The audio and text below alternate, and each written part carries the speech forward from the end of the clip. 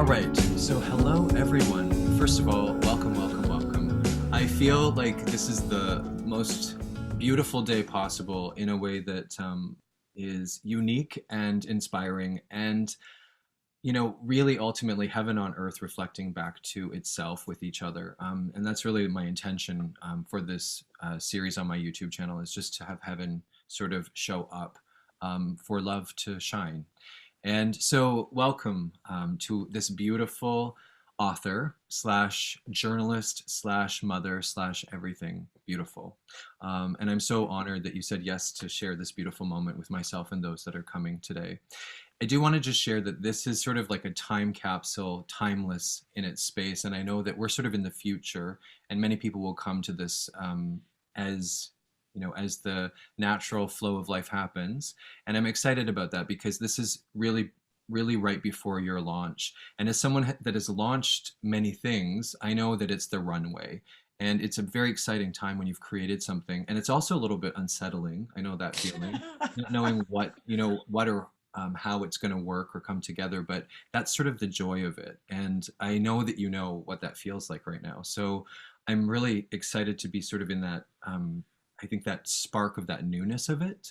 And I just want to ask you, how are you feeling?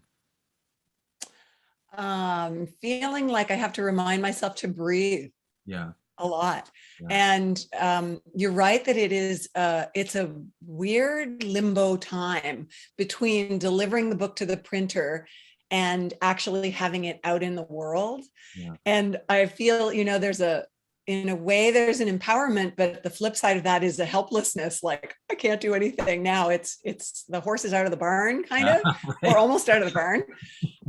And part of the book is, as you know, Paul, about my relationship with fear. And so it is really amazing for me to witness myself Hmm. having that internal, I won't call it a struggle, but I'll call it a practice of catching my fear, telling my mind to go, we've got a problem, we need to freak Right. out now.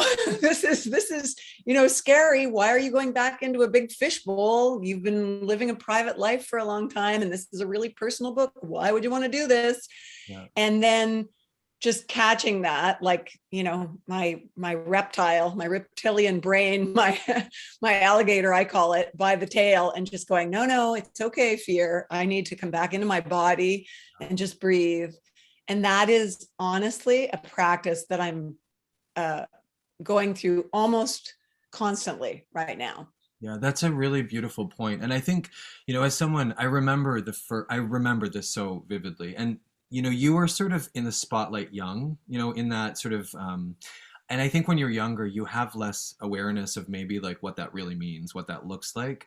I think a little bit more that as you get older, it sort of is a little different when you have other people in your life. And, I remember when I first hit the send button to go sort of public, if you will. And it was sort of like on YouTube, sort of, this video that I had made for my dad in 2011 for suicide.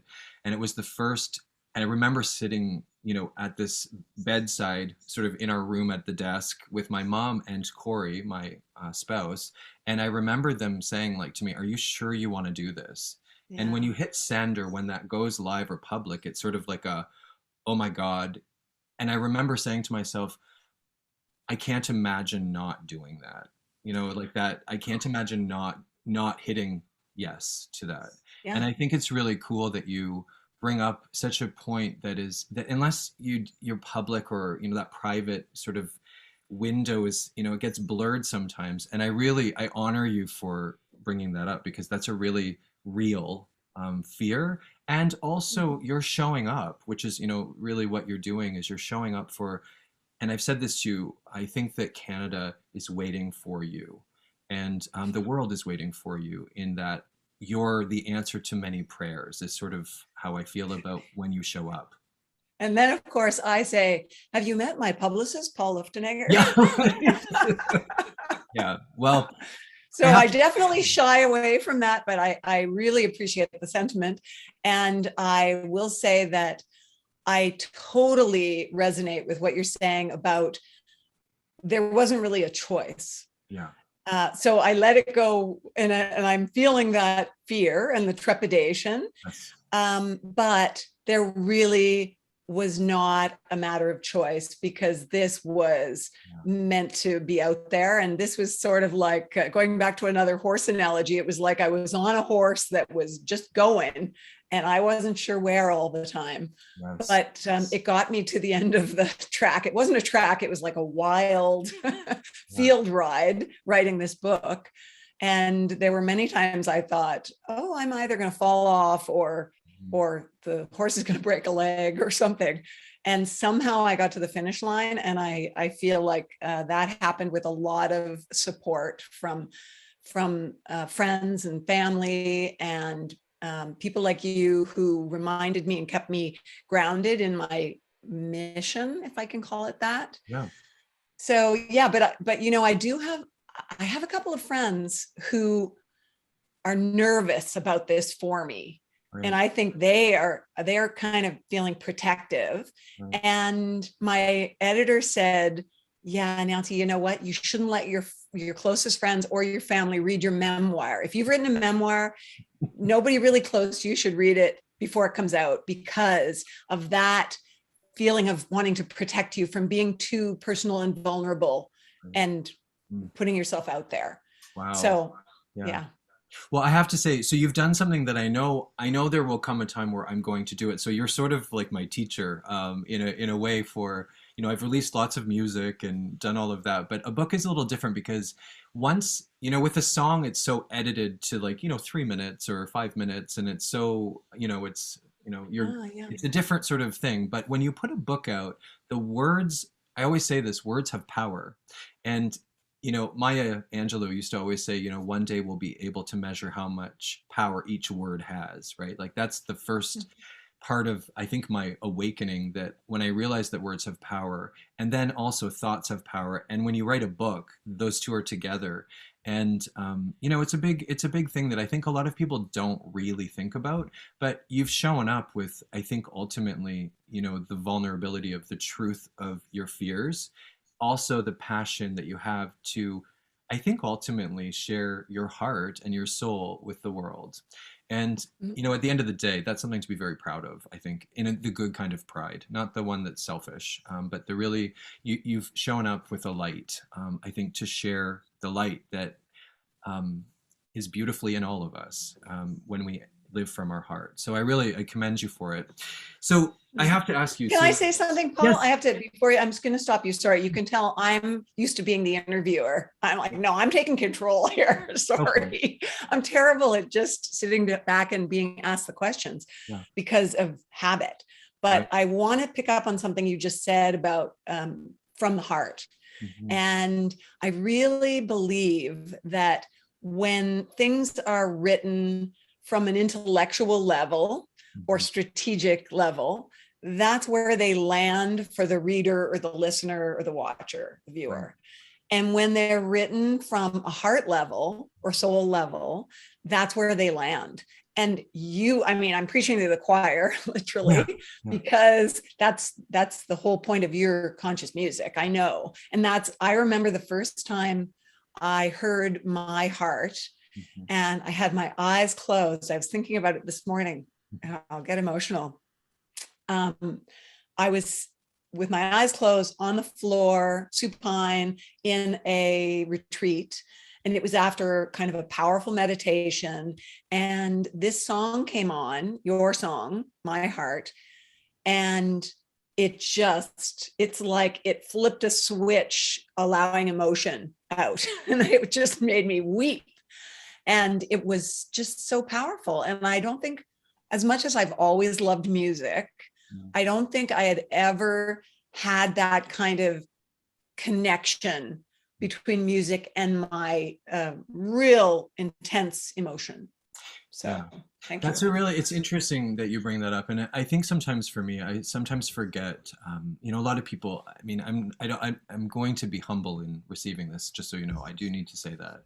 But at the same time, I think when people tell you things a lot, you kind of, I don't know, it becomes sort of, you hear it a lot. And I think sometimes I forget how powerful that moment is. And I think what people don't think about with music, just to touch on your point, people don't really understand that music comes from the heart. I know as a singer in school, I mean, I'm traditionally trained and I went to a school that specialized in the arts all my life.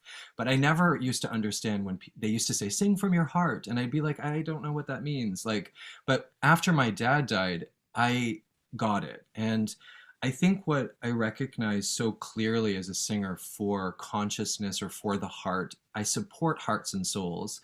And my music comes from the inside of me. And it's the one thing that can go to the inside of another person. It bypasses all those things and goes to what I like to call the inner technologies, which is the heart, which is the soul. And it's a heart and soul communicating in an understanding that as a musician, I don't think no one really explained that to me. So I really think words in books are actually very similar this way because you're sharing the intimacy of the inside of your heart in your book. And Mm. I think I've never thought of books this way until my dad died too, but I'm not interested in reading things that are alarming or, I really need to be nourished in my heart. And I'm very particular about what I read, but I love that you brought this up to that moment because it's what connected us. And we'll share more of that. I have a beautiful slide deck to go through. But, for anybody watching, make sure that you take time to love your heart from the inside out. And I think what you just spoke to is such a important, I think, point after COVID too. I think that that's where we're at. Yeah, we have to be tender with ourselves still. We're not out of this yet. And I feel like my nervous system has taken a beating Mm, just because of the vigilance. I'm like in a state of vigilance because the world is anxious right. and I'm an empath for sure. And I feel that. And that's another practice of just having to, okay, I'm fine. Everything's fine. I need to relax and just be. And I also want to comment. We always have conversations like this, Paul. It's like ping pong. It's like playing ping pong. I love it. But when you talked about finding that sense of singing from your heart after your dad died, I thought right away about how I used to hear people say, just when you find your purpose, your life just becomes easy and it's joyful and work becomes easy. And I remember actually feeling like, if I hear that one more time, I'm gonna scream because I didn't have any idea what my purpose was and how to find my purpose. And I would watch videos or read books. Yeah. And, I was a seeker for sure. But I was like, okay, I'm so sick of hearing that because it's not happening for me. So it felt like something that wasn't real. Yeah. And then it happened. And it was like, I was like, beam me up, Scotty. I'm finally, That's such an excellent point. That's a really, just to amplify, because that's really what I ultimately want to do is just amplify it. And I think that I'm very similar in the sense that I had no idea. I actually used to get really mad when people used to say, "Oh, you just don't know your purpose," and I'd be like, "Well, I don't." Like you're right. And then you'd read books on like, how do you not know? And they'd make you feel shame and guilty and all the rest of it. And I don't need any help with that. I already feel guilty and full of shame. Shame and guilt are my natural default. So it's sort of like a club that I belong to. And I think, many of us sort of, I think, don't ever share the truth of it. But the reality is we have no choice but to share that now. And that's what happens when you start living your purpose is you take your mask off and you show up with your heart. And if, you don't like it, well, I'm okay with it now. And this is the sort of thing that, something changes when you have your purpose because you will live it and breathe it 24 hours a day. And it really becomes something, I think, a lot more powerful than yourself because it's out in the world too. So I really believe that, once you find that, whatever that thing is that's been calling you, when you show up, it takes, I know for me, like God gave me sort of the most hilarious thing, stage fright, so like oh, go perform for the world and have the biggest fear ever to be on a stage by yourself. And, that's a joke I think that God had for me. But what it's made me really aware of is what happens on a stage. And a stage is a portal. I always say that a stage is a portal to another Wow. person's heart. And whenever I sort of think of it as a service, it's not so egocentric where it's not really about me. Like it's really not. It's about the Yeah. person who's actually receiving it. So I love that you just brought that up too. It's such a point that I know really well about purpose, and I commend you for it. Well, it's also, I think I may have talked to you about this, but when I do presentation coaching, and this book was supposed to be a book about the fear of public speaking. I pitched that to my publisher and they said, yeah, great. And so I was writing and I was giving them some samples of my writing, and I am subversively soulful as a presentation coach because I really believe that the fear of public speaking is really the fear of public being, Yeah. and the fear of public being seen. And beneath that is the fear of being seen as being inadequate. Yeah. And if you dig beneath that, it's the fear that, yes, we really are inadequate and we don't want people to know that. And that's the level of shame and guilt. And I can even see that. So I'm a recovering perfectionist. And like an alcoholic, I think I will be recovering for a lifetime, Me too. because it even, I don't know if you, maybe when you edit this, you change it, but it even is very noticeable to me that my frame here is not even. This is bigger on this side and this is smaller on this side. And perfectionism is really shame and guilt. Yeah. It's like, I don't want people to know that I'm imperfect. Yeah. And I think that's what people are feeling when they are up on stage and they get all those physiological reactions of fear, like, wow, because, they're feeling all those eyes on them. Yeah. Do you still get that a little bit when you step What? on stage, or? Yeah, so it's an interesting thing. I'm so much better. And what I always like to do is make sure that I'm really prepared. I like to practice with having a flow. So I think everybody has to find their own way to be on a stage. And you have to find your way. I had to find my way. It took me a lot of figuring out, and I get nervous at the beginning, but once I'm in my flow that I've practiced and And it's rehearsed like, and been in, like here we it go. becomes like, then the audience starts to be part of it and it starts to come to life, what Yeah. you've envisioned. So I'm a Yeah. lot better, but I mean, it's a really awkward space, and there's an insecurity to it that I just have because I'm an insecure person. That's one of the things I say out loud now. So, Yeah. and it's Because okay. you're a person. Yeah. You're a person. You're an earth being, you're an earthbound being. And that's very, for me, I think of it as earth mind and spirit mind sort of. And Einstein wrote a lot about this. Yeah. And sorry, Carl Jung, wrong, great mind. I was like, as soon as I said Einstein, I'm like, no. You see how comfortable I am with making mistakes now? Carl Jung talked about having a first and second personality.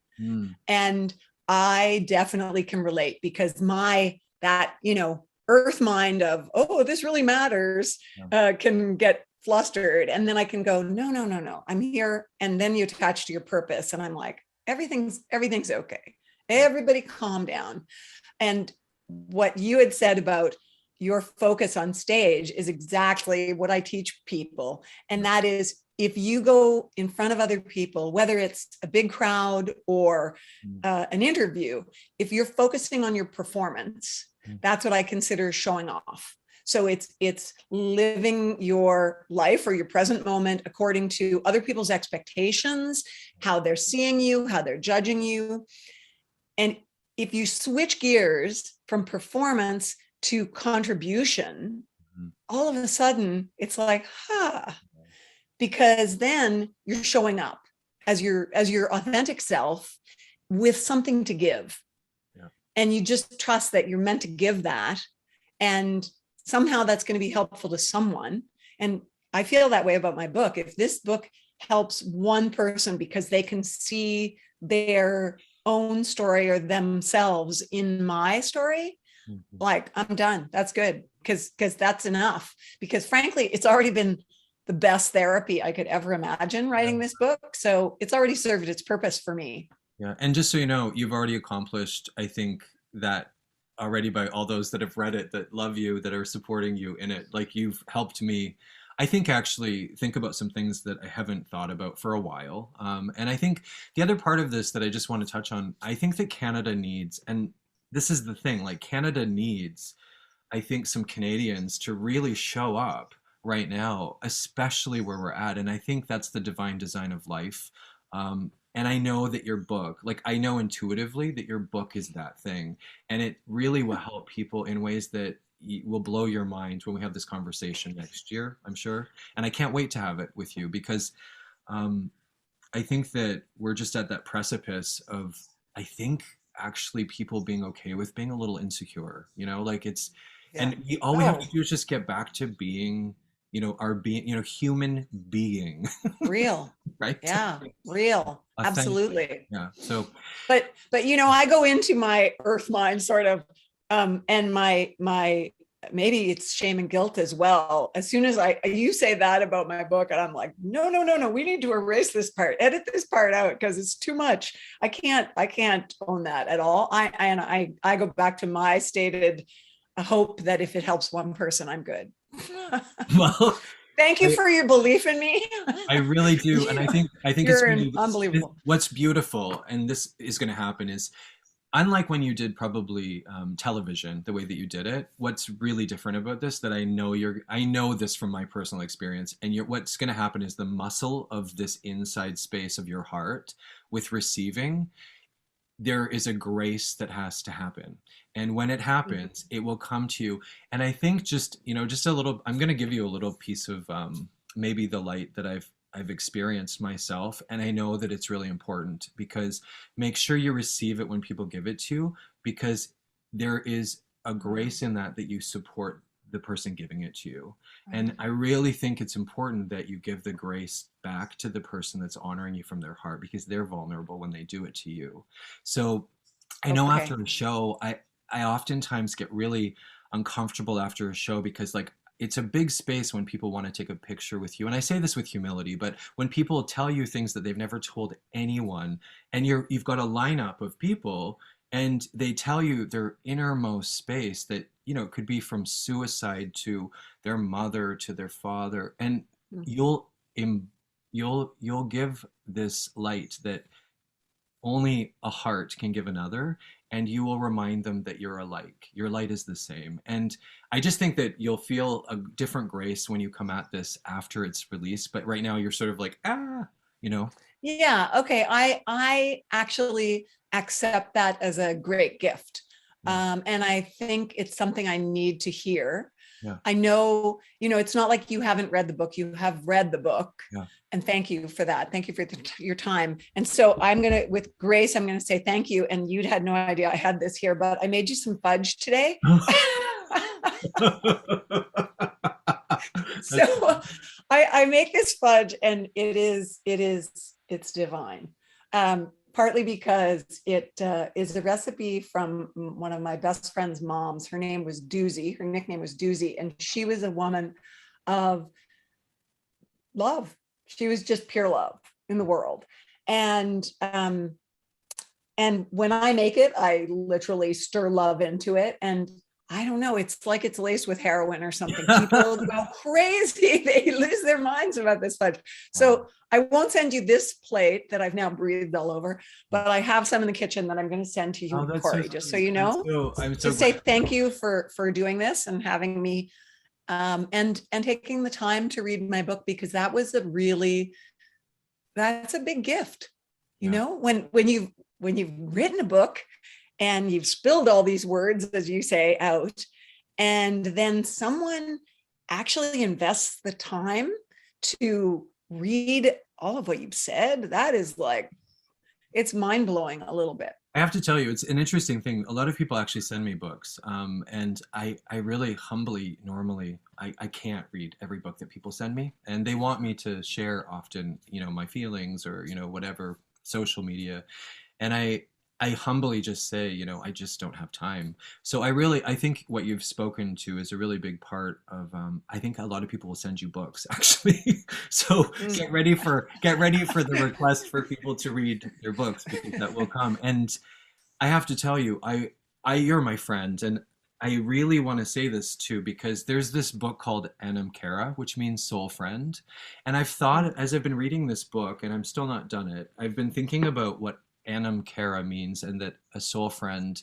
You're a soul friend to me, and I think that what I wanted to say about your book in particular today is that it's going to be a soul friend to many, many people. Mm.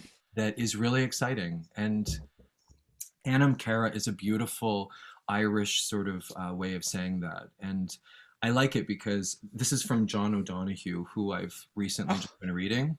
And incredible. it's just a beautiful thing when you have a soul friend. And I have so many soul friends, but Mm. you're really special to me. I have you in a very special part of my heart because I think that you also see the light in me. And when you, I just think of how we could get to the heaven on earth if we could just see that the light in us is actually a lot more similar. In fact, I think it's the same light, but we have our Yeah. sovereignty in it. And just imagine, as I'm sure you have, if everyone in the world just had that light and understood that most people just hide it, so they put masks up to Yeah. hide it, right? But So Paul, don't you think as well that we have to, and this was one of my conclusions in my own process of writing, we have to feel our own light before we can it's true. recognize and honor the light in others. True. Yeah. And that's made a big difference to me. You know that I was on Wayne Dyer's tour, so I had the opportunity to work with Dr. Wayne Dyer, who I'd only ever heard about. I think I'd watched him on PBS. I had never read one of his books before I was going to be working with him, introducing his Eastern Canada tour with Anne Berube. And that his tour was called I Am Light. Mhm. And it really impacted me Yeah. because it was like, oh yeah. And that's when I figured out that, if I am light, I've had my inner light on a dimmer switch. When I was a kid, we had a little round dimmer switch in our living room, and I was actually driving home um, from one of his shows, and I had this vision of this little dimmer switch, and I thought, we could turn it down all the way Mm. and not click it off, but it would look like the lights were off. Yeah. And I thought that's my own light. I have had it turned down for so long. And I think it's a natural human experience that as kids, if you watch children, they're just so full of their own light. Little like toddlers, oh my gosh, spinning around an airport, they don't care what anyone thinks. Their parents are the ones who are worried. Yeah, right. And we're kids, and then we get these messages from the world every way we turn: be quiet, Yeah. behave, Yeah. be good. But we aren't told just be. Yeah. And I think we turn our own dimmer light down, and then we get to be teenagers. Hello, we go crank it way down because we don't want to be noticed really. And then for people like slow learners like me, it takes until you're in your 50s when you go, oh, I have a light. I just need to work on turning it up. And that's what this book was about for me. And my true soul purpose is for it to hopefully do that, help other people nudge their dimmer light up. That's the best way I can say it, I guess. I love that. I love that analogy too. I remember reading about that as well, and it's powerful. It's a very powerful, just idea that we are that dimmer light switch. And I like that analogy because it really, when I remember reading that, feeling like that was a really powerful thing to remember to just turn it up. And we are always shamed, like, shaming all over us. It's almost like we won't use the other Yeah. word, but it really is like that. And there's so many people that naturally do that to people. And I know for me, I've had a lot of that in my life from many people who want you to be the version of what is acceptable to them. You be like them. And the truth Oh, is, I always say that it's sort of, it's almost like a dominating force field of some people that just, they want you to become, you know, whoever that is that they see in their mind that you are supposed to be.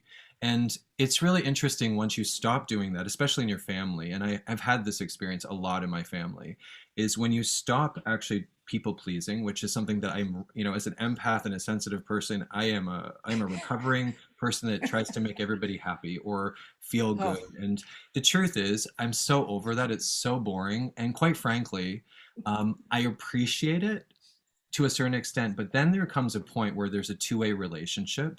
And what's beautiful, I mean, when you break those chains, I know what happens is a lot of times people can't handle the new you, or the real you, maybe it's a good Mhm. word to say. It's the Mhm. real you. And when you become this person, is they usually say, who do you think you are, right?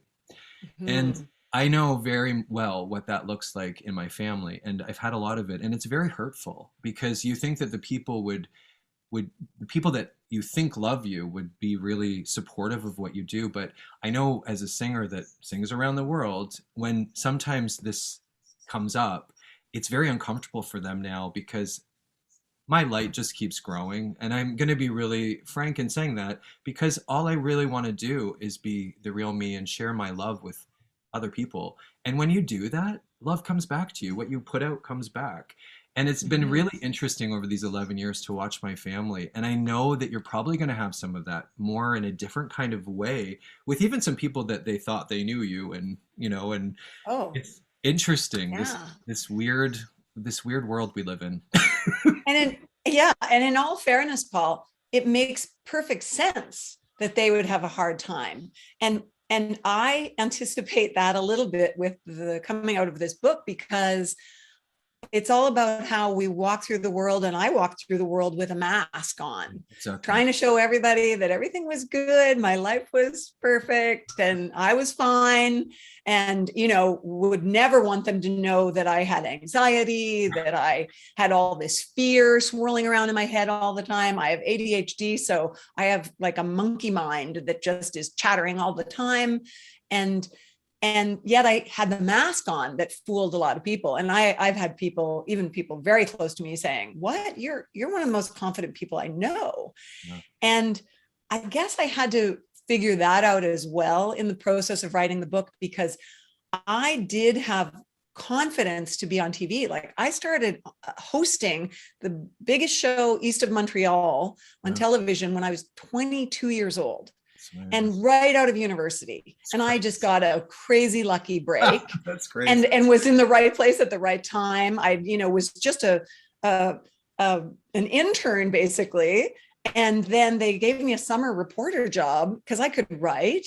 I was, I did English at St. FX, and I could write. But then I worked for the summer as an actual reporter on this TV show, which was already blowing my mind. And then the executive producer came to me when we were having a situation where there was kind of a mass exodus of people. I think probably 25 people left the station to go to this new television station that was starting, then an Irving owned station called MITV. Yeah. And he came to me and he said, "I want you to audition for the role of co-host on Live at 5." And I looked at him and I said something that was completely the wrong, thing to react with. And that was, "Are you crazy?" And he laughed at the time. He's like, "Okay, that's probably not what, you should say." But it was like, that's just not, that's crazy. Anyway, so the rest is kind of history. But no wonder I had imposter syndrome, Yeah. because, here I could act my way through this. I'm like the poster girl for fake it till you make it, Yeah. because I had acting skills. So I could pretend that I was confident and being myself, although I didn't seem that natural at first.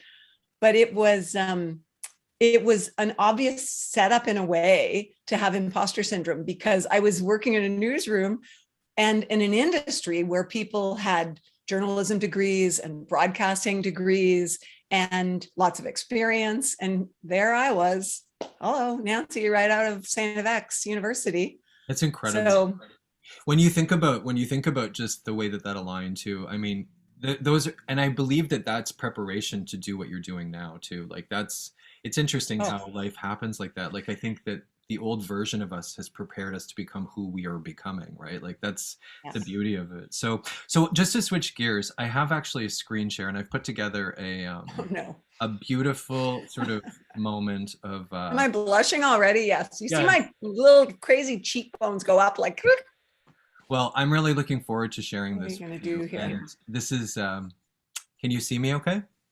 Yes, I love that slide about Earth Day. Yeah, so I wanted to just, first of all, I think it's auspicious that it's Earth Day today while we're recording this. And I really think that every day should be and is Earth Day. So I just wanted to, I think that this is in the time capsule that we're creating for those that are coming to this is, I just wanted to say this was in my heart this morning. I wrote, the earth often whispers to me, her name is Gaia. And today she's asked me to ask you to please go inside your heart and remember that she is alive just like you and that she loves you and has a heart and soul just like yours. She has a heartbeat. Her blood is the water you drink. Her breath is the oxygen you breathe. Her warmth and cooling is what keeps you comfortable. Her love and beautiful balance is what nurtures you. And the time has come to treat her well. And I just thought that was a beautiful sort of reminder. I think, every time I go for a walk, I always see garbage, and I just did today, and I just thought I'm going to put that in today. So, yeah. It's that's extraordinary, Paul. It speaks to the heart. It really is. I for me, one of my doorways to presence is being in nature. And I think that's true for most of us, that when we give ourselves the gift of going back to nature and being on the earth and in the forest or whatever, it centers us and brings us back to who we really are and helps us take off the mask and show up. Beautiful. So it's crazy. It also, I should stop using that word, but it's inappropriate that we don't honor the earth. Yeah. It's, it doesn't make any sense that we treat the earth in the way that we have in the past century. Yeah. And I hope that the pandemic is going to have that positive side, that we actually start caring more about the earth, because the beautiful thing was in the great stillness that we had to experience in that first lockdown, everybody stopped. Yeah. And I experienced that as a pure gift. And I have some guilt in saying that, almost like survivor's guilt, because I was locked down in safety with my mom and my daughter at my cottage. And my husband was in the city and he was still working.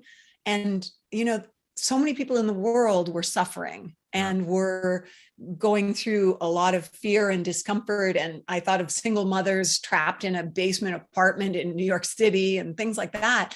And here I was in safety and having time to actually hatch this book. Yeah. So it was an interesting paradox that this pandemic could contain so many different things, but I hope that the one thing that we might get out of it is connection to each other and ourselves and our earth.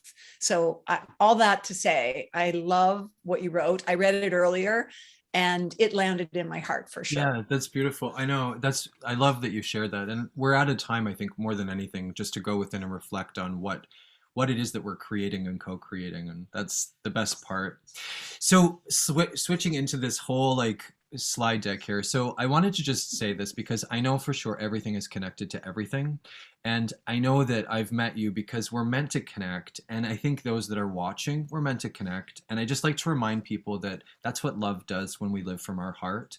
There's sort of two worlds going on right now, and I choose the world of love. And the more I do it, the more I realize that it's actually that simple. And so I just wanted to say that, thank you if you're tuning in, and thank you, Nancy, for showing up with your heart, because you have shown up, I've shown up, and those that are watching this have shown up because we live that way. And that's a new world. Beautiful.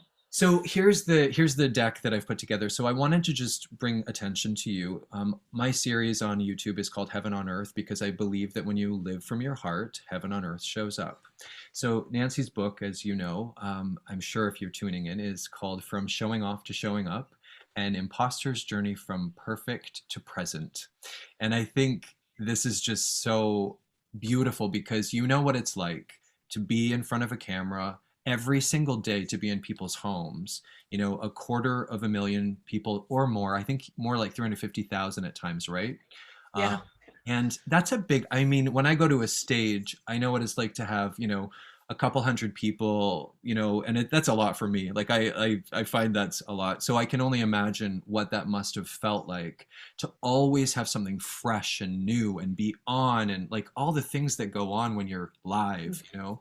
And I really commend you for it. And you must have a lot of power to hold that much power and awareness because you have to be really on the ball to do that. I know from the little Oh, bit that I've done. yeah. Can I interrupt you for a sec to Yes. say I didn't finish my thought earlier. Okay. That's the ADHD. But I see that as a gift now. For the record, that is not a curse; it's a gift. It's the same reason I have creativity. But I was saying I had confidence. I must have had confidence to be on TV, Yeah. but I didn't have self-esteem, Right. and that's the weird dichotomy that I can now look back and see more clearly. Yeah. So yeah, thank you for letting me Beautiful. throw that Yeah. in. And so, and while I'm just on this sort of like roadmap of you, I think it's interesting that you have the Canadian Love Map that you're doing. And I've been Mm. honored with my husband to be on that show or that podcast, I should say. I don't know. You call it Your a show? episode was so good. Yeah. Okay, everyone listening right now, you have to. Okay, this is not self promotion for this podcast. I just want to tell you, if you only listen to one episode, Oh my find goodness. Paul and Corey's episode. Well, I think it it was was a season really, two. it was a beautiful, I remember, I mean, it's interesting just, it was a really special moment because my husband is very private. So it was really, I had to sort of say like, can you please, I really want to do this. And he agreed, which I'm grateful for. And I thank you for just like being you to make him comfortable in that too. So very Well, cool. but also Paul, he didn't just agree; like he Yeah. totally showed up. He totally showed He up. was so lovely and present and yeah, there is something special about that husband of yours He's too. very, I Let's wouldn't be just able say to do that. what I do without him. So I really, it's beautiful. So that being said, I'm going to hit enter here. And so I've put this together. I think it's just important to make sure that I have this clear and concise. So I'm going to just read this out loud. I'm going to move us over so I can actually see this.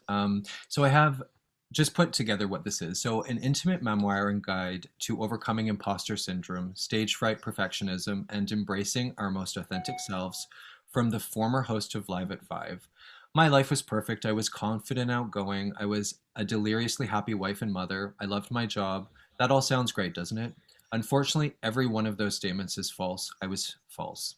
This might seem like shocking honesty, but to Nancy Reagan, it's simply the result of dropping a mask she clung to for decades.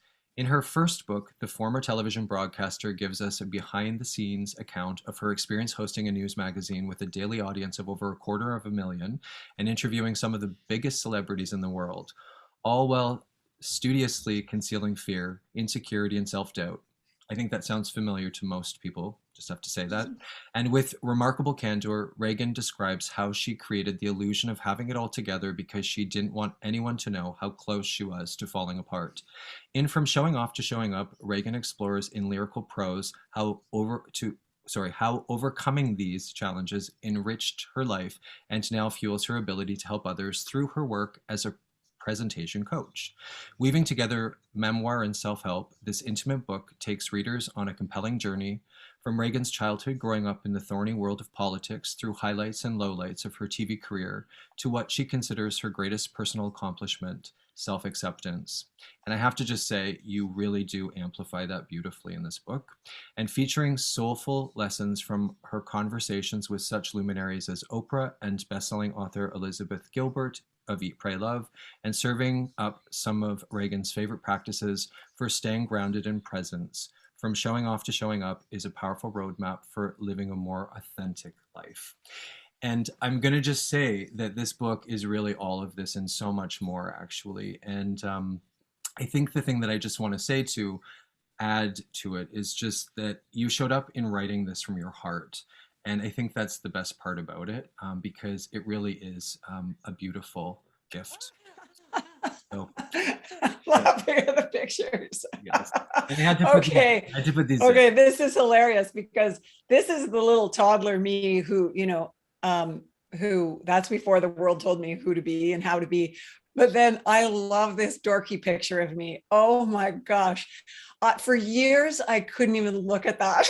And now I just love that picture so much. Like I see myself. It makes me emotional to look at it right now in some ways. I had a big overbite. I was proud at that age that I could fit my thumb between my teeth, like the back teeth and the front teeth, without opening my jaw. Well, these are beautiful pictures, and I'm so glad that you sent them, because I think that all of us need to remember to bring the young us, the young person that's within us, to our adult life. And I really love that you sent these in your deck. That was really awesome.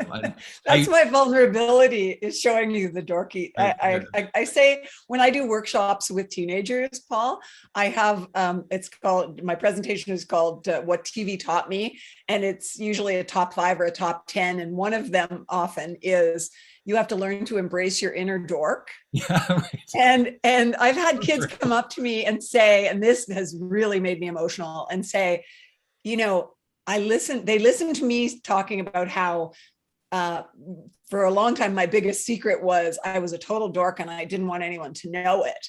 And they would come up and say, I thought I was the only one that felt like that. Yeah. And that's like, for me, that led me to my purpose. Like, okay, I need to talk about this more. Yeah, that's beautiful. I love that. And it's really true. Like when you do that, it gives people permission to show up. So I've put together just the pictures that you've sent, which, this is the, the Nancy Regan, I should say, right? I wasn't going to correct you. I know. I always the perfectionist in me was like, I was chuckling every time you said Regan when you were reading. I was like, I'm so sorry. Let it go. Let it go. I really it's a name that just flows off of my mouth. And even though I know you, so it's funny. But this is the beautiful part of your story that, was 15 years doing this really big job, actually. So this is a beautiful picture of just that time that you were on TV for that amazing sort of 15-year career that was really up close and personal in people's lives. So one of the things I'm just going to do is just carry on, but I want to just show a few pictures, and then I do want to ask you a couple of questions about this. But so I just love these pictures because they remind me of just the times. Like it's just so. This is on the side of a bus, I'm guessing, correct?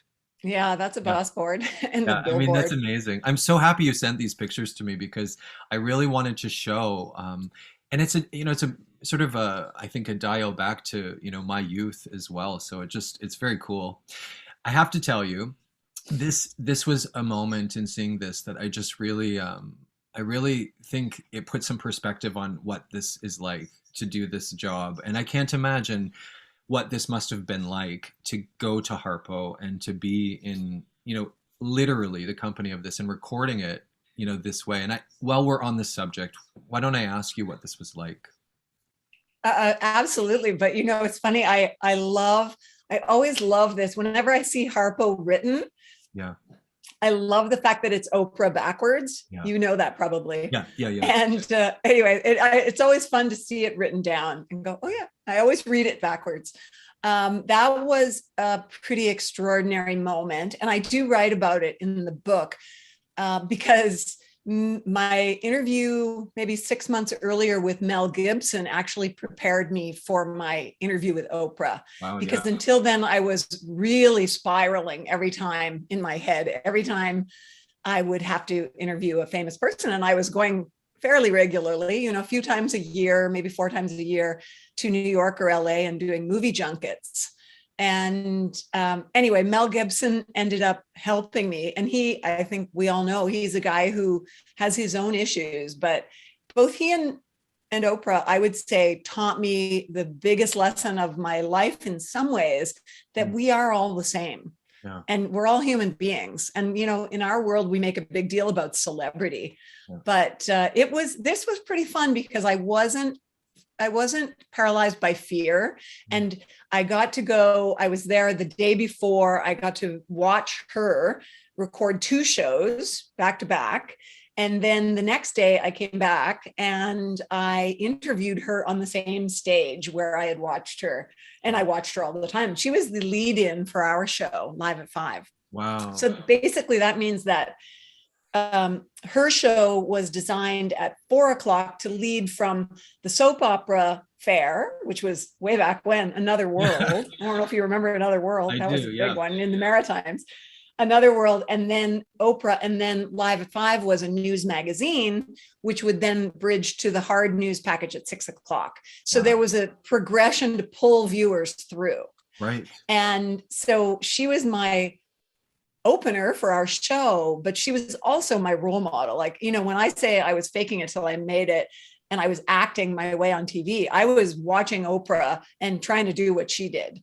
So it was a big deal for me to be able to Interesting. sit with her. Yeah, and I think it's interesting that you say this too, because I hadn't connected the dot to, I remember, like, I mean, I watched the Oprah show, I mean, throughout, I mean, like everybody else, but I watched this show and it was, that slot it was in was very specific because you'd get home from school and then you'd have this, that hour, and then it would lead into, dinner time or whatever else. And, it's just interesting how that was such a part of, my whole youth. So I Absolutely. really relate to that. And I do want to just say something too, is that it's interesting to me because Louise Hay interviewed with Oprah. I think it's Oh, interesting. I remember. Yeah, and we were with Oprah. And it's interesting to me because when I think about my awakening, it was because of Oprah. Like, I wouldn't be doing this without Oprah. That's the truth. And I just want to put light on it because I think when she left doing this, and I have to just say, she didn't miss one day of recording in 25 years doing that show. Not one cancellation. Like, that's crazy Amazing. to me. Yeah. And I Amazing. remember the year my dad died, she was ending the show. And long story short, I'll make this as sweet and short as possible, but she was kind of ending that 25-year run and turning it into the OWN network, which was the Oprah Winfrey Network, into Right. conscious television, if you will. And I know that it rocked her world a little bit because I don't think the world sort of got it at the beginning, but I'll tell you, it was the gift from God that year for me. And I just want to say I would not be able to be this person that I am today as a singer if that didn't happen. So I think it's interesting that, this connection of that stream of consciousness that she had in that time was very specific. And I love that it's sort of in your stream. Well, she was a pioneer, even to have Louise Hay on her show, and to have other authors who were like the seat of the soul, Gary Yeah. Zukov, that was a big Amazing. deal to be on network TV talking about the soul. Yeah. And she was a pioneer, I think. And frankly, Paul, in this interview, she said something that probably led me to my book in a big way. I'm not sure I would have done my book if I hadn't had her say that. And it was, I didn't realize at the time it was a quote from the Bible, but she said, from those to whom much is given, much is expected. Yeah. Beautiful. And it led me to my whole perspective on contribution in life. And that's what we're here for. Yeah, that's beautiful. Yeah. And yeah, it was, and I was asking her about whether she was uncomfortable with the extraordinary wealth, because she had come from obviously poverty and a very difficult childhood. And she was like, she kept calling me Nance in the interview, which cracked me up because, my closest friends call me Nance. But she was like, Nance, why would I feel bad if I had money? I don't get it why people feel guilty. If you earned it, you earned it. However, I do believe that from those to whom much is given, much is expected. Yeah, that's so. And that was like, yeah. It's funny too. I don't know if I've told you this. I don't remember if I've told you this, but I never got to go to Harpo. So it was sort of one of my to-do lists, my bucket list things, right? So I was so upset when I knew that that was going to happen. I sort of had this vision that it was going to end and she was going to leave into sort of the California world, right?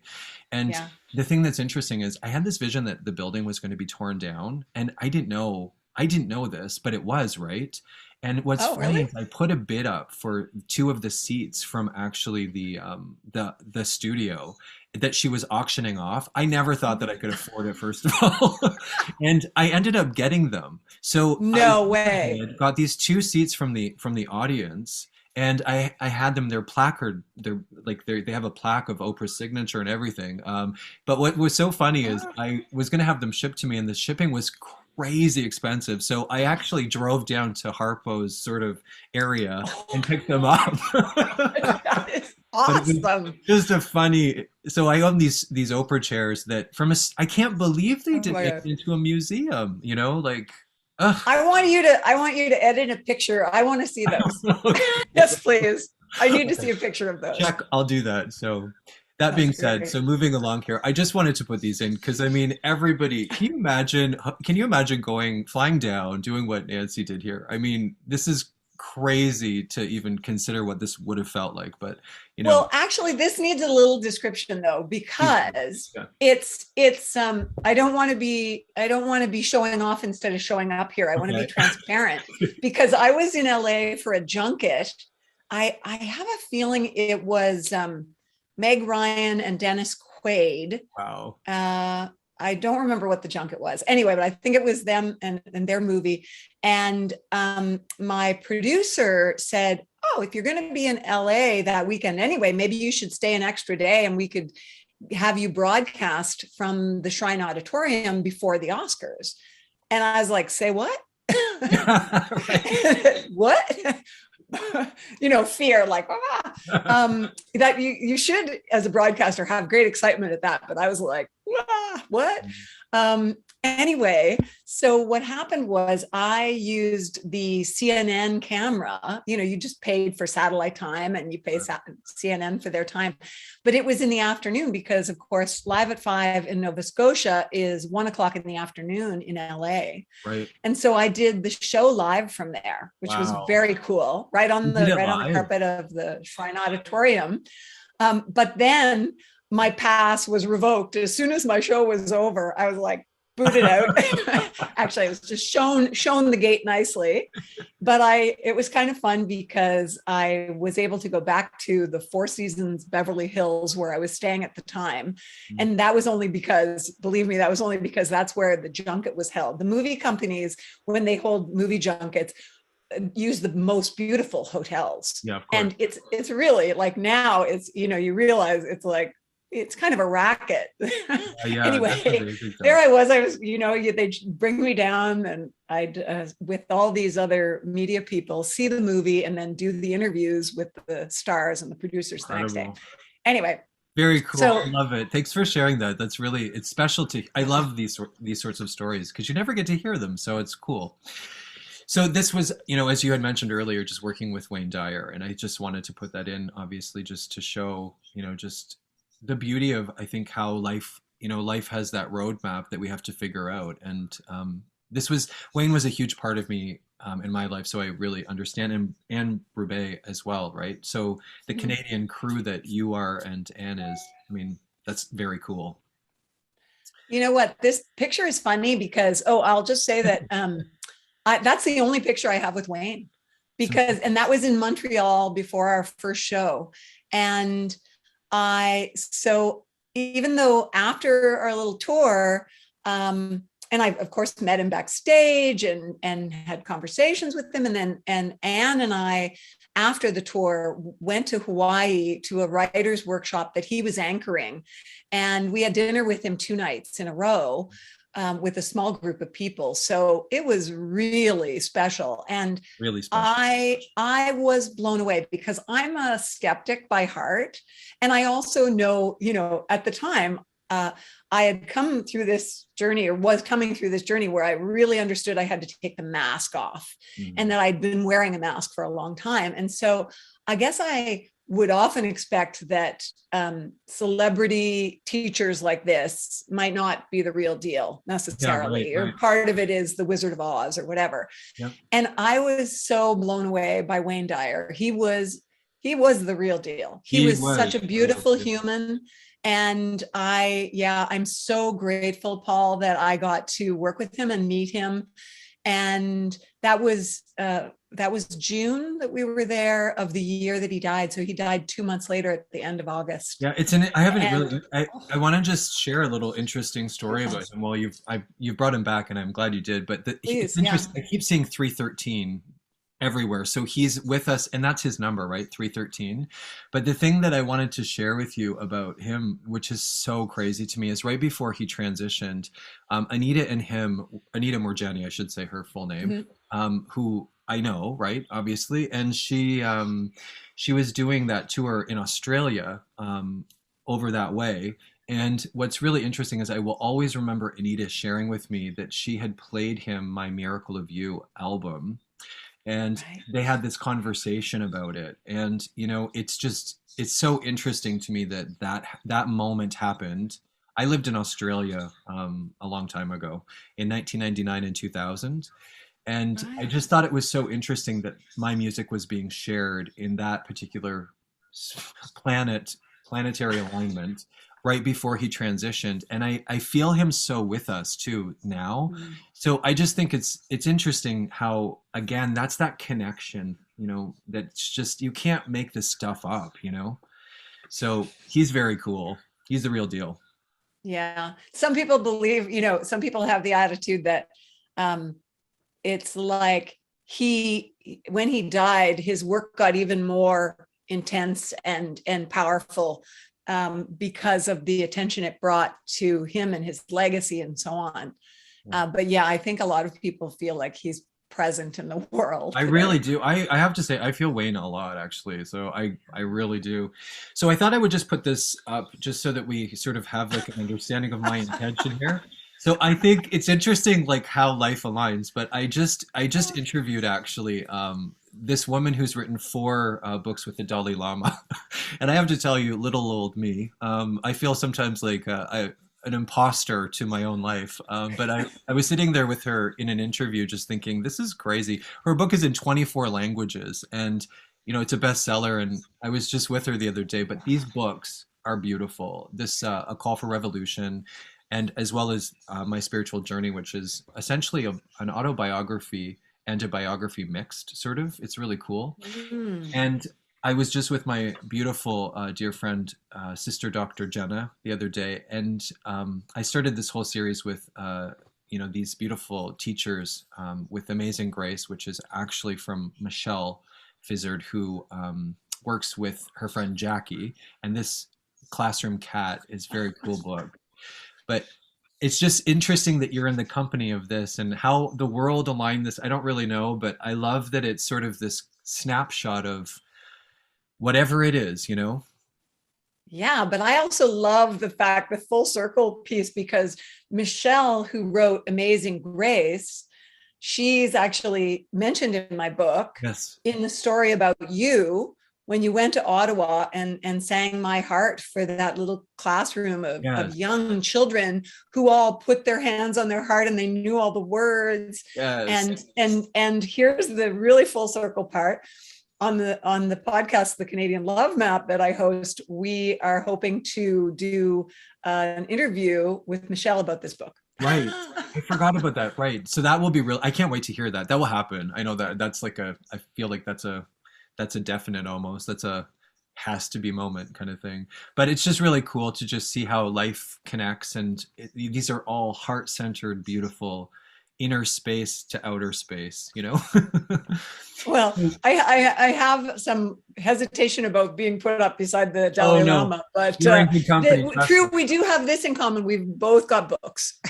I have a feeling. I have a feeling like your tune will change once people start writing you, because you might have a lot more coming than you realize. You're Yeah. very kind. So that being said, I wanted to put this up because one of my favorite movies whenever I feel a little down, whenever I feel a little like off my game or a little uninspired, maybe is a better way to say it, is actually Eat, Pray, Love. And it's interesting how we met before I even knew that you were doing this thing with Elizabeth Gilbert. But it's interesting because I'm also really good friends with Iva Nasir, who is actually the woman with the bat phone to the universe in her book, and I'm very good friends with her. Right. And it's very interesting, again, those connections. But I think it's interesting because I really just want to touch on the fact that you've been with her, and I wrote a song, which is "Broken and Whole," as you know. Oh, love that song And so much. well, and what I just want to say is, I just love how we can co-create together when we take time to love each other. And I wouldn't have been able to write that song, and I know I needed it. So it's one of those things with your interview with Elizabeth Gilbert that really impacted my life. And if anybody has some time to really take a moment, definitely look into it. Can I ask you where you can see that interview with you and Liz? Yeah, it's actually an audio podcast. There Okay, are good. clips, promo clips that are video, but it's an audio podcast on the Soul Booth, which Okay, good. is the podcast that I started. And it's been on hiatus while I write the book, but I hope I'll get back to it. Yeah. I just haven't been able to do it all. I'm not a multitasker. But Paul, she's a big part of my book because of what she said about fear. And Yeah. I remember when I saw her quote, perfectionism is just fear in fancy shoes. And I was like, oh, that was me on television, fear in fancy shoes. Yeah. I But love in that quote. this, yeah, when we sat down for this conversation in New York City for my podcast, it was really a special moment for me. Yeah. And she talked about paradox Yeah. in a way that really flipped a big switch for me in my understanding of my own self-acceptance and my view of others as well, and led me to being much less judgmental about myself and others and situations and everything. And she, I mean, I can't overstate how important that conversation was to me because of that.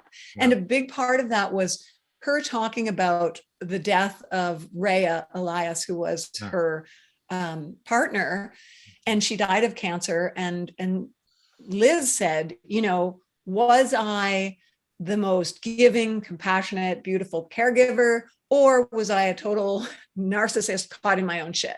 Yeah. And she said, yes. Yeah. Yes, both were true. And she went on, and it's really, it's powerful. And it made me realize how much I've judged myself in the past and how much I didn't accept those parts of myself I didn't like. Yeah. And really helped me move along through that journey of understanding, oh, I'm okay. You know what? I am confident and lacking in self-esteem. I am generous and greedy, maybe. I Yeah. am, Right. Yeah.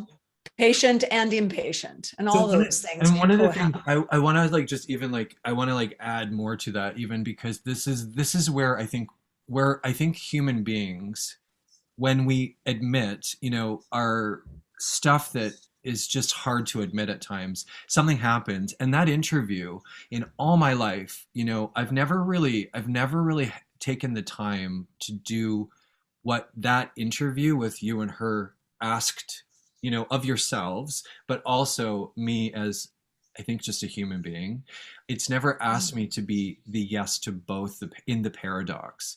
And it was really this, it was sort of like this, I got Jedi'd, whatever you call it, Jedi'd, in it. And I was like, okay, I'm going to sit down and write a song, because it's sort of a confession to yourself about what are you, and if we ask, ourselves, what are we in that paradox that we, I'm rich and poor, I'm gay and straight, I'm black and white, and you Sing just it, sing it. yeah. I can put a clip in there maybe, Oh but my gosh, this song. Yeah, okay. Let's but do that that. I'm well, now and I'm the producer. yeah, I know, but what I love about you, what you taught me actually with Liz, is you taught me to show up with presence in the paradox. And I think your book, is a version of that as well. And, all of the parts that we sort of have that we have this shame of not showing up. And what happens every time is your light gets dimmer and dimmer and dimmer. And I really honor you for that conversation, because that conversation changed my life. And I mean that with all, I don't say that about many things, but Wow. that moment changed my life. And I think that if there's anyone struggling with some aspect of life, I think that that conversation can be a really great resource for people to heal, actually. So I really just Wow, I thank want to put you. a spotlight on that, and I'll put a clip in here of the video. I think you have a trailer of it, and I'll put a clip of you speaking, and then maybe a link in the bottom section here I can put in for the link to maybe listen to it. It's the most important relationship that I have in my life is between my brokenness and love itself. And like the most important spiritual practice that I have are literal letters that I write. I've got thousands of pages of these over the last 2 decades, where I bring my brokenness and I open up my laptop and I say, I need you. And the next voice that responds is love, saying, I'm right here. You know, how can I be of service? I love you, I'm right here. And then my brokenness says all the things that's broken. I don't know what to do. I'm terrified, I'm scared, I'm alone, I'm a mess, I'm a disaster, I haven't made any improvement at all. Help, help, help. And love says, I can see how much pain you're in, and I'm going to sit here with you until you can breathe. And we have that conversation until I can breathe. And that's where I've learned everything that I know about love, is through needing it, needing it in my own life. It helped me a lot to stay out of my old paradigm of nervousness, that Yeah. Anne was there with me. And Anne Beyroube is the author of a beautiful book called Be, Feel, Think, Do, which also totally changed my life. And I was really focused on being there that day, not doing. And I encourage people to look up Anne's book, but her new one is called The Burnout Antidote. And it is, talk about a divinely timed book. I think there are a lot of us who need this right now after the past couple of years of global anxiety. Yeah. So yeah. Well, I love Anne, and I know that she's a powerful Canadian like you. And I will say, I'm slowly entering the realm of being accepted in Canada, more and more. Been accepted in the world, but now Canada's slowly starting to go like, who is he? And I'm interested to sort of see what can happen when we all unite. I really want to do an event with all of you, and I think that it would be really fun. Oh yeah, let's do it. Yeah. Absolutely. So this was that conversation that we've been talking about. I should have hit forward on this, but this is Liz and well, Nancy together in New York. That must have been really surreal, by the way. I can't even imagine. Yeah, I love that you can see my voice recorder in the bowl there. I kind of like that that's in the picture. It's And fantastic. it was at a friend's beautiful flat that we were lucky enough to use. So And the yeah, it couch was looked really so a special comfy, day. like Oh, such a beautiful velvet. couch, beautiful room, just lovely. It Very was cool. really special. Yeah. And I love, so she came to Halifax as well, right? Yes, this was at an event called Soul Tribe Live, Yeah. put on by Solo Projects is their name now, and Paul McInnes and Anne Beyroube are Right.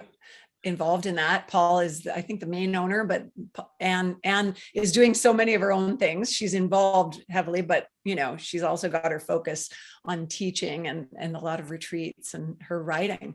But this was a special night. Anne opened it. I introduced Anne, and then Anne spoke, and then I introduced Liz, and Liz and I had a conversation after her presentation.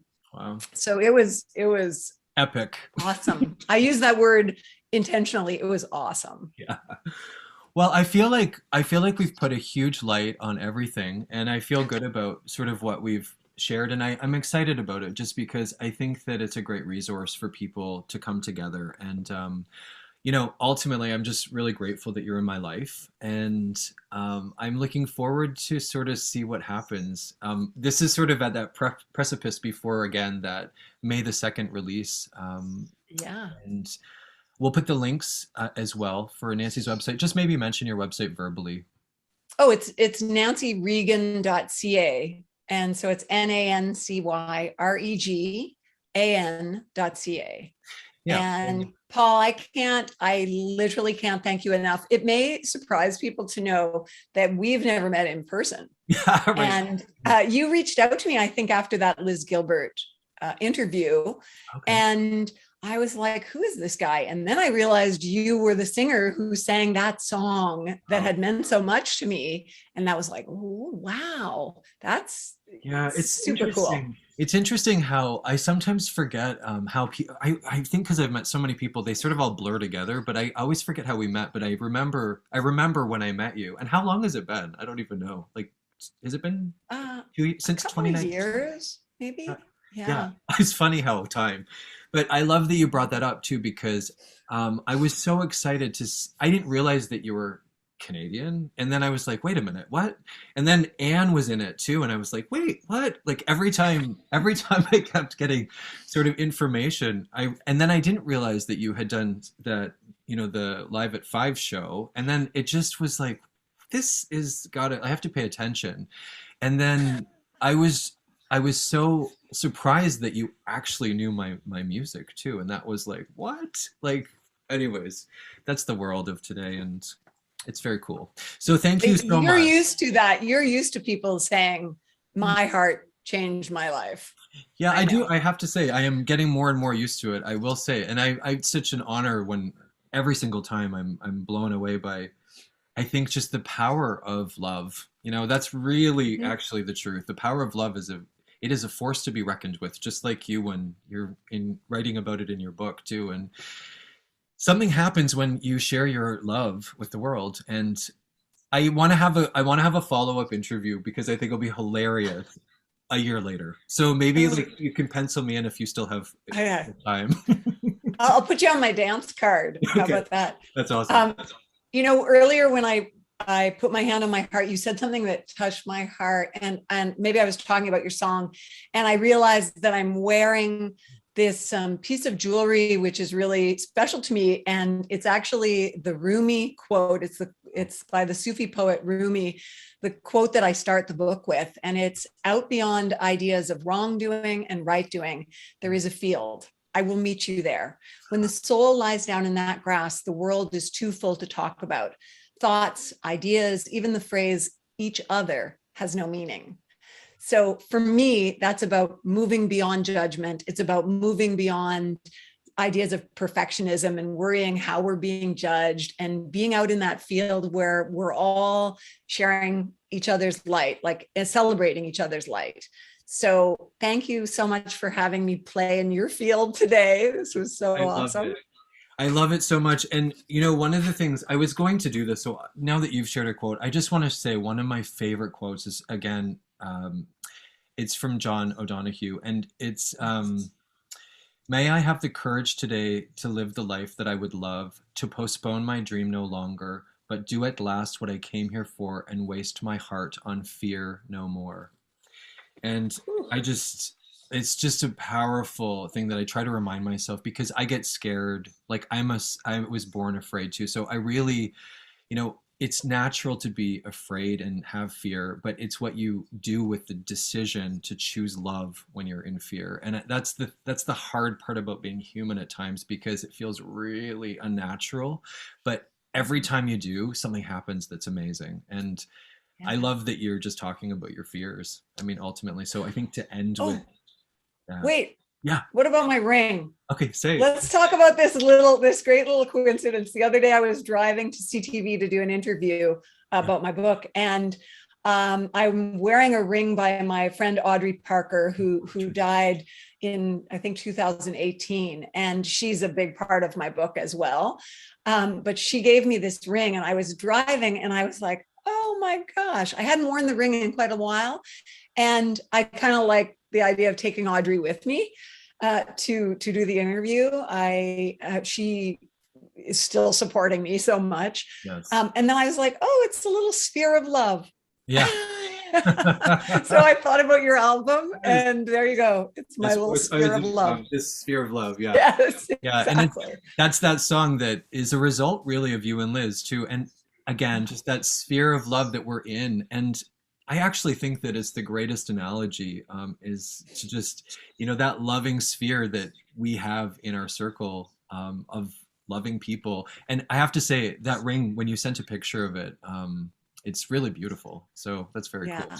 Yeah. Yeah, it's pretty special. Okay. Thank you, Well, on Paul. that note, it's been a Thank you. slice, and I can't thank you enough. And I wish you all the best blessings with your book. And I know that it is going to reach hearts all around the world. And just buckle up. That's That's all I want to say to end with. So thank you so much. Buckle up. Yeah. Bye, everybody. Thank you so much. Thank you. I'm broken and whole. I'm scared and strong. I'm so confused, but somehow I know it all. I'm a paradox. I'm paradise. I'm so lost. I'm always found. I guess in the end I am my soul. The peace of it all.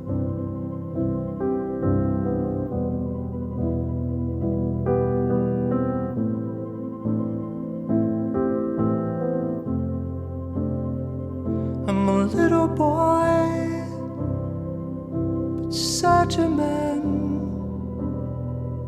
I love to laugh, and I cry all the time. I'm so naive, but so wise.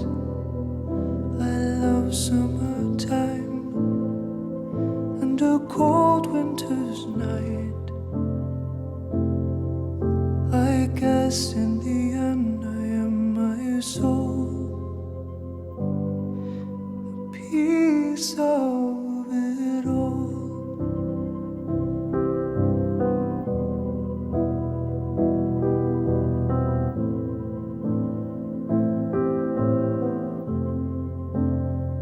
I'm a sinner and a saint. I'm rich and poor.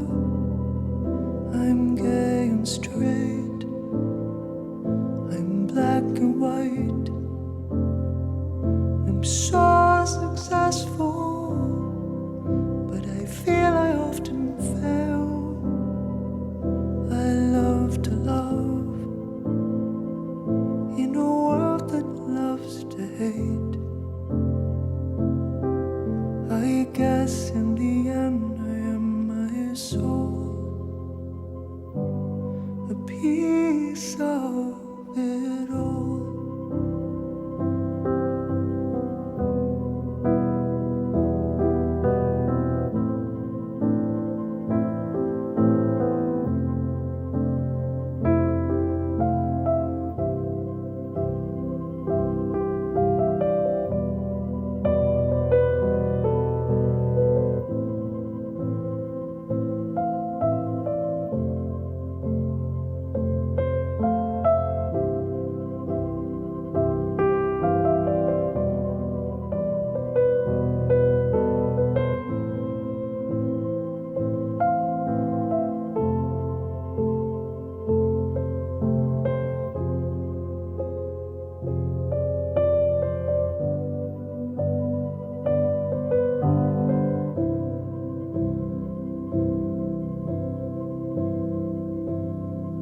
I'm dark and light.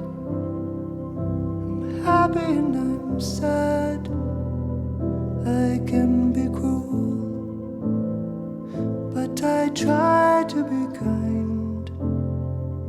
I hate to lie, and I fake my smile and get scared all the time. I can be hurt. They say I'm fine. I'm a sphere of love, a piece of God's forever. I'm round and whole, circling it all. It all, it all, it all, it all, it all, it all.